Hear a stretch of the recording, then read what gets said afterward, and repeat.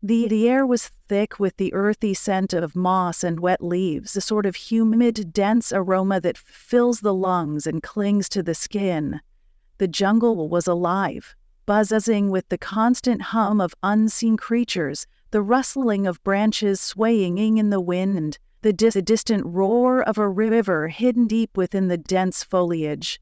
The sound of the forest itself was oppressive, like a living, breathing entity. In the heart of this sanctuary, an isolated wildlife reserve, a group of researchers worked tirelessly, monitoring the health of the animals they protected.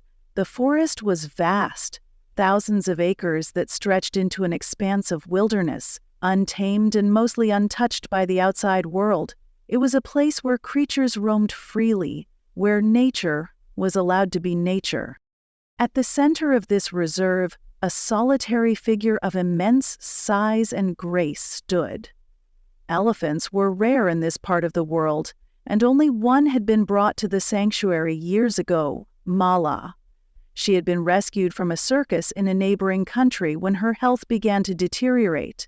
The sanctuary was her final home, a place where she was free to roam without the burden of chains or performances. In health, her large frame lumbered through the trees with ease, her wrinkled skin blending with the gray shadows of the jungle, her trunk swaying gently as she moved. Mala had been part of the sanctuary for over 15 years, and during that time she had grown familiar with the humans who cared for her. Their presence was always calm, always reassuring. The sanctuary had no fences, no need for them, because the animals were trusted and the humans respected the boundaries of the wild. Mala's caretakers had learned her rhythms, her movements, her moods. But something had shifted in the past few days, something the caretakers couldn't quite explain. It had started with a change in Mala's behavior, an unusual stillness in her gaze, a hesitation in her movements. At first, they thought it was just age catching up with her. She was old, much older than they had initially realized, but then the signs grew more pronounced. Mala had stopped feeding as much, and when she did eat, it was only a small amount of fruit or the occasional tuft of grass. Her movements became slower, almost lethargic, and she spent long hours staring into the distance, her trunk gently swaying, almost as if she were listening. The sanctuary's head caretaker, a man named Arun, had been with the elephants for over 2 decades. He had a quiet respect for these majestic animals, understanding their moods in a way that most people never could. As he walked through the dense undergrowth one humid afternoon, he felt a strange weight in his chest. Mala's behavior was concerning. Something was wrong, but no one knew what. The forest, with all its mysterious noises and shadows, seemed to be closing in on him. He walked cautiously toward the clearing where Mala usually spent her afternoons. The trees parted slightly, revealing a wide, sun-dappled patch of earth. But as he approached, he froze.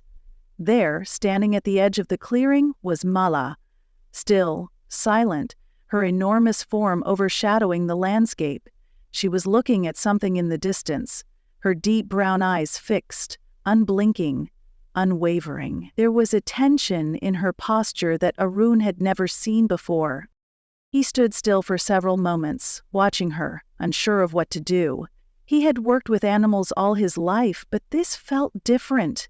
Mala's normally soft, slow movements had been replaced by an eerie stillness, a tension that radiated from her like a heavy cloud in the air. Arun slowly moved forward, trying not to startle her, but his feet crunched noisily on the dry leaves beneath him. Suddenly, Mala lifted her trunk into the air, sniffing the breeze. She let out a deep rumble, low and haunting, the sound vibrating through the earth beneath his feet. Arun froze, listening. The rumble was unlike any sound he had heard from her before.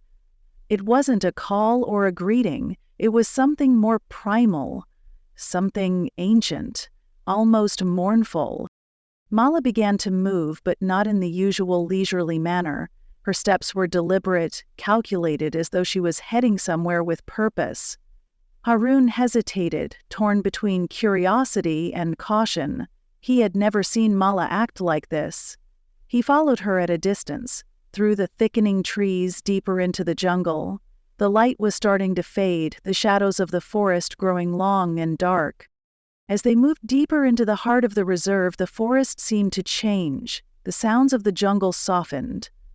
Distant calls of birds and rustling leaves faded, leaving only the sound of Mala's heavy footfalls and Auron's breath. He tried to ignore the growing unease crawling up his spine. The air felt different now, thick, almost oppressive. Finally, Mala stopped. She had arrived at a small clearing, a secluded patch of land surrounded by thick brush. In the center of the clearing was a large, weathered tree, its roots exposed, twisting out of the earth like ancient fingers. Beneath the tree was a deep depression in the ground, a small, overgrown pit that looked as though it had been untouched for years. Mala stood in front of it, her body still, her trunk reaching out to touch the earth at the edge of the pit. Arun's heart skipped a beat as he realized what this place was. This was the spot where the sanctuary buried its animals, the resting place of the sanctuary's departed elephants. He stood frozen, his eyes locked on Mala as she swayed gently from side to side, her trunk moving back and forth as though she were performing a ritual. Mala's large ears flapped slightly, and then, without warning, she let out a low, rumbling cry. The sound was raw, filled with emotion, something Arun had never heard from her in. But then the ground beneath them began to tremble. At first, it was subtle, like a distant earthquake. But as the tremors grew stronger, Arun's unease turned to fear. Mala's rumbling cry grew louder, more frantic. The earth beneath them began to shift. Without warning, a figure emerged from the ground. An elephant calf, small and delicate but unmistakably real. The calf was covered in dirt, its skin pale and blotchy. Mala's cry changed to one of relief, then sorrow, as she rushed to the calf's side, nudging it gently with her trunk. Arun fell to his knees, his chest tight with disbelief.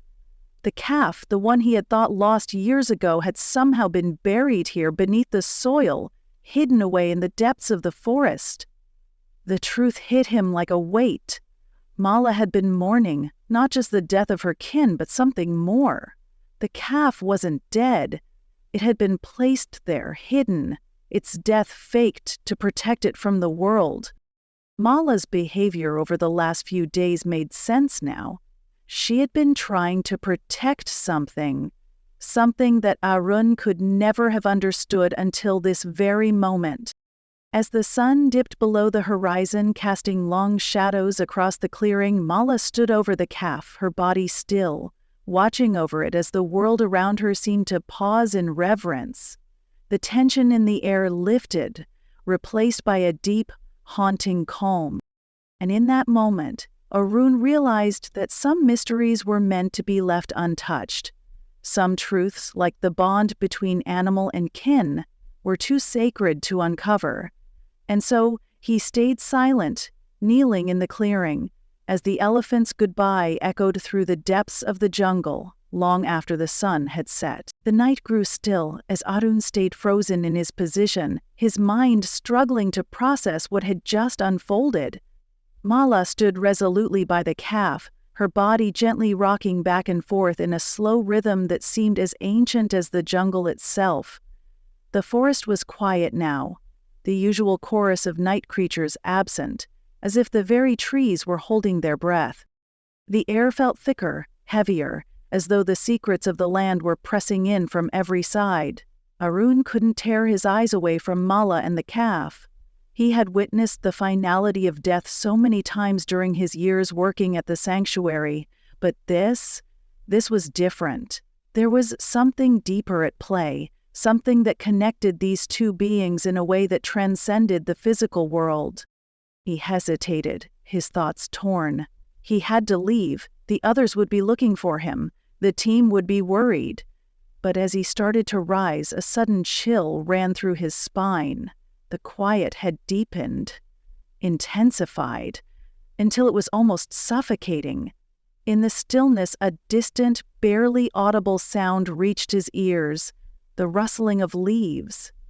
Something moved in the forest, though it wasn't the usual birds or small mammals. This was something larger, something heavy, something that moved with intention. A dark shape shifted among the trees just beyond the clearing. It was too far for Arun to see clearly, but the presence felt unmistakable. Mala's head whipped around, her trunk raised as she sniffed the air. Her large ears flapped nervously, and a deep rumble began to build in her chest, a low, powerful growl that sent a shiver through Arun's body. He followed her gaze, his heart pounding in his chest. Something was approaching them. The silence of the jungle felt unnatural now, too still, as if everything in the forest had gone into hiding. The shape moved closer, and Aaron's breath caught in his throat. A figure emerged from the shadows. A man, tall and broad-shouldered, with the unmistakable markings of a poacher. His face was hidden beneath a dark, weathered hood, but his eyes glinted with a coldness that made Aaron's blood run cold. The man didn't make a sound as he moved toward the clearing. His steps. Mala seemed to sense his presence before Arun did, her stance suddenly tense. She backed away slightly, positioning herself between the poacher and the calf, her massive body acting as a shield. Arun felt a jolt of realization. The poacher wasn't here by accident. He had been following them, and he had found them, just as Mala had found the calf. A surge of adrenaline flooded Arun's veins as he instinctively rose to his feet. The poacher hadn't noticed him yet. He was too focused on Mala and the calf. Arun's mind raced. He had to act. If this man was here for the calf, if he wanted to hurt it, there was no telling how far he would go. Mala had already lost so much, and Arun couldn't let it happen again. With every ounce of courage he could muster, Arun began to move toward the poacher. His body was stiff with fear, but his resolve was stronger. The poacher had stopped in his tracks now, staring at Mala and the calf, his lips curling into a sinister smile. But something changed in that moment. Something primal shifted in the air. The poacher's smile faltered as the ground beneath his feet seemed to tremble. The trees around them whispered, their branches swaying like the voices of the forest. Mala's rumbling growl deepened, vibrating through the ground. The poacher took a cautious step back, his eyes darting around, as if he could feel the jungle closing in on him. The forest had never felt more alive. It wasn't just the animals, the trees, the earth beneath them. It was the forest itself, ancient and unforgiving, as though it had witnessed too many wrongs to let one more slide. Then, as if on cue, the sounds of the jungle returned, but they were different. The insects began to hum again, the wind rustled through the leaves with a fierce intensity. It was as though the forest had come alive with a warning, a message carried on the wind. And in that moment, the poacher turned and ran, stumbling back into the shadows from where he had come. Mala did not chase him, but Arun could feel the tension in her, a deep, protective energy that radiated from her body. She was no longer simply an animal. She was the guardian of the land, of the life that pulsed in the earth beneath their feet.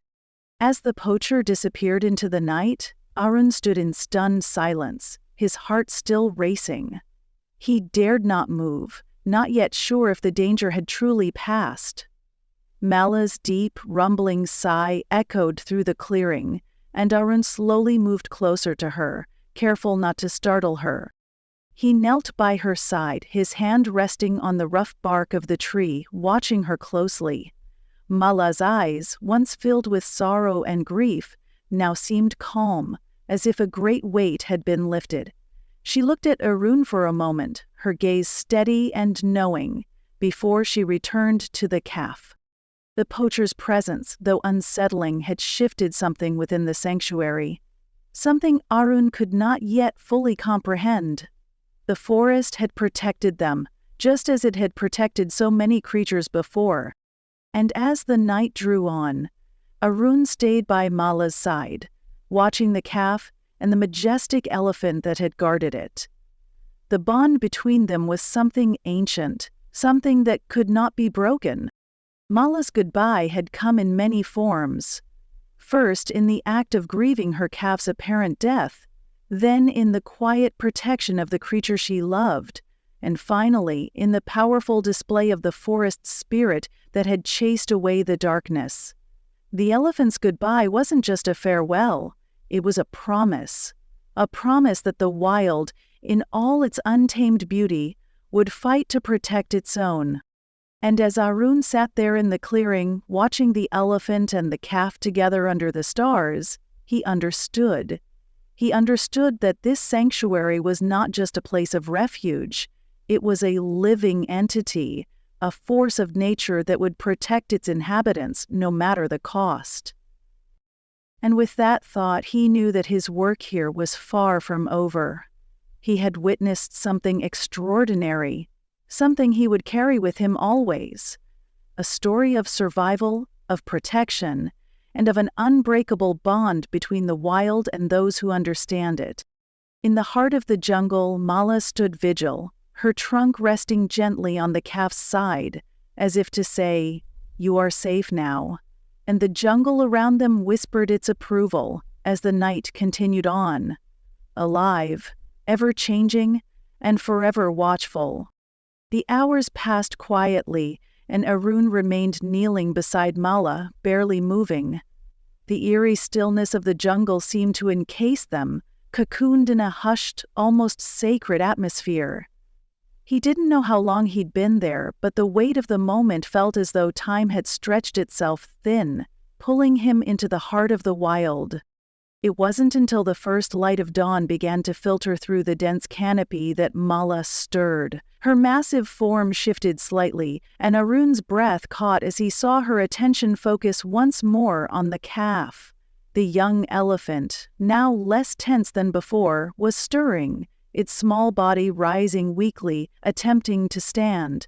The realization struck Arun like a bolt of lightning. The calf was alive. It had never truly been gone, only in a deep, unconscious state of sorrow, bound to the earth by grief. Mala's trunk gently reached out to nudge the calf, coaxing it upward. The young elephant struggled at first, its legs shaking, unsure of its own weight.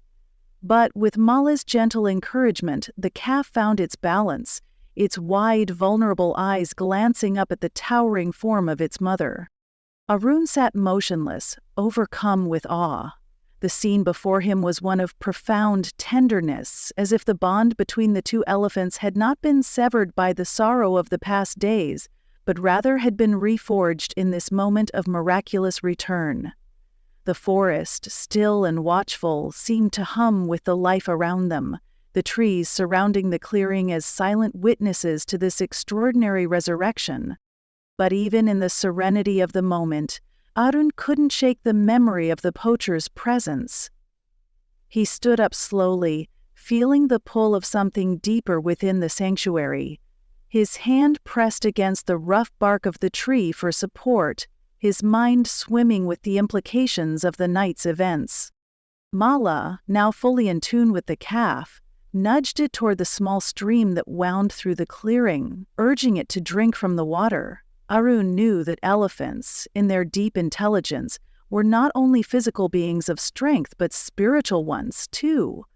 Mala's behavior, the way she had waited patiently for the calf to regain its strength, spoke of an understanding far beyond anything Arun could have imagined. It was as though the very forest itself was working in tandem with Mala, guiding her actions, reaffirming the eternal circle of life and death.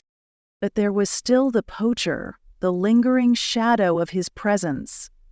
Arun's thoughts turned to the unsettling truth that this was not the first time such a disturbance had visited the sanctuary. His heart tightened with an overwhelming sense of dread. If the poacher was still lurking nearby, what did he plan next? The poaching syndicates had become bolder in recent years, their greed unyielding, willing to sacrifice anything for profit. Arun had heard the rumors, and now he knew, deep in his bones, that this wasn't the end of the threat. Determined to find answers, Arun began to move, though cautiously. He kept his distance from the elephants, giving them space to recover. But his senses were alert, scanning the forest with renewed vigilance. The morning was cold and quiet, the canopy above dappled with the soft light of dawn, but a sense of unease weighed heavily in the air. Suddenly, the stillness was shattered by the sharp crack of a twig snapping underfoot, too loud to ignore. Arun froze, his heart hammering. His eyes darted through the trees, searching for any sign of movement. The sound came again, closer this time, and Arun took a careful step back, his body tense. His instincts told him something was wrong, but he couldn't place it. Thien. From the corner of his eye, he saw it. The poacher, but not the same one from before. This man was different. Older, his eyes colder, and his movements more calculated. He had returned, and this time there was no hesitation in his stride. He was no longer stealthy, no longer creeping in the shadows. He was here with purpose. Arun's breath quickened. He needed to act fast. He couldn't let the poacher get any closer to the elephants, especially now that the calf was standing. The danger felt even more imminent, and the weight of his responsibility pressed down on him like the dense jungle itself. He took a deep breath, silencing the panic in his chest. There was no time to waste. He had no weapons, only his knowledge of the forest and the bond he shared with the land.